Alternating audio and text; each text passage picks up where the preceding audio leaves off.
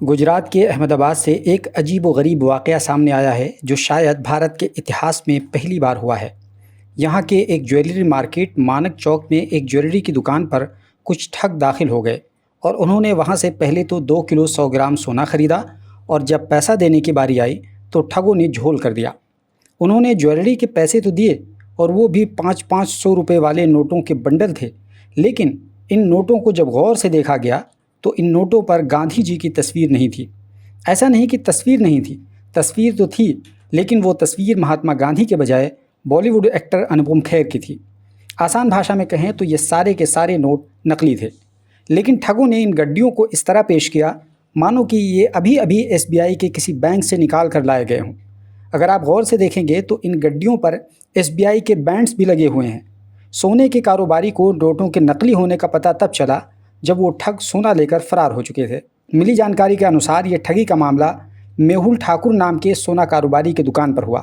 दरअसल एक दूसरे सोना कारोबारी लक्ष्मी ज्वेलर्स के मैनेजर प्रशांत पटेल का मेहुल ठाकुर के पास फ़ोन आया था। उन्होंने उनसे बताया कि उन्हें 2 किलो 100 ग्राम सोना खरीदना है। आखिरकार दोनों के बीच सौदा हो गया और इसके बदले 1 करोड़ 60 लाख की रकम तय की गई और उसके बाद ठगों ने 1 करोड़ 30 लाख रुपए की मोटी मोटी 500 की करारी गड्डियां के हवाले कर दी और बाकी 30 लाख रुपए दफ्तर आकर ले जाने को कहा गया। उसके बाद मेहुल ठाकुर ने अपने नौकर भरत जोशी को यह सोना अंगड़िया फर्म तक पहुंचाने की जिम्मेदारी भी दी थी, लेकिन जब भरत जोशी वहां पहुंचे तो उन्होंने गिनती की मशीन एक आदमी को दे दी। दूसरे शख्स ने भरत जोशी से सोना लिया और वहां से सोना लेकर वो चला गया। उनके जाने के बाद मुलाजिम ने बैग से 500 रुपये का बंडल निकाला तो देखा कि सभी नोटों पर अनुपम खेर की तस्वीर छपी हुई है। इतना ही नहीं बल्कि नोटों पर रिजर्व बैंक ऑफ इंडिया के बजाय रिजॉल्व बैंक ऑफ इंडिया लिखा गया था। यही नहीं बल्कि स्टेट बैंक ऑफ इंडिया की जगह स्टार्ट बैंक ऑफ इंडिया लिखा गया था। ये देखकर मुलाजिम चकरा गया। जब उसकी जानकारी मेहुल ठाकुर को दी गई तो वो भी परेशान हो गए। उसके बाद पुलिस थाने में एफआईआर दर्ज कराई गई। पुलिस ने जब मौके का मुआयना किया तो पाया कि यहाँ पर कोई ऐसा फर्म मौजूद नहीं है जिसके बारे में ठगों ने उन्हें बताया था। उसके बाद पुलिस उन ठगों की तलाश में लग गई है। वहीं जब इसकी जानकारी अनुपम खेर तक पहुंची तो अनुपम खेर ने भी नोटों पर अपना फ़ोटो देखकर वो चौंक गए। उन्होंने इसके बारे में अपने एक्स अकाउंट पर एक पोस्ट लिखा कि लो जी कर लो बात, 500 की नोट पर गांधी जी की फ़ोटो की जगह मेरी फ़ोटो, कुछ भी हो सकता है। अनुपम खेर के इस वीडियो पर कई तरह की प्रतिक्रियाएँ भी सामने आईं।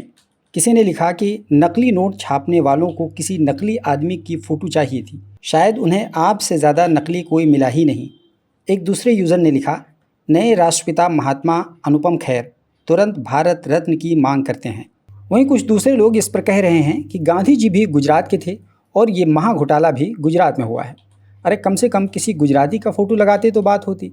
इन लोगों ने तो सीधे गुजरात से जंप मारकर कश्मीरी पंडित की तस्वीर लगा दी। वैसे ये इतिहास में पहली बार हुआ है जब ठगों ने पूरा पैमाना ही बदल दिया। वैसे इस ठगी के बारे में आप क्या कहना चाहते हैं, अपनी राय कमेंट बॉक्स में ज़रूर दीजिए। और ये चैनल अगर आप पहली बार देख रहे हैं तो इसे सब्सक्राइब कर लीजिए और अगर इस वीडियो को फेसबुक पर देख रहे हैं तो हमारे पेज को फॉलो कर लीजिए।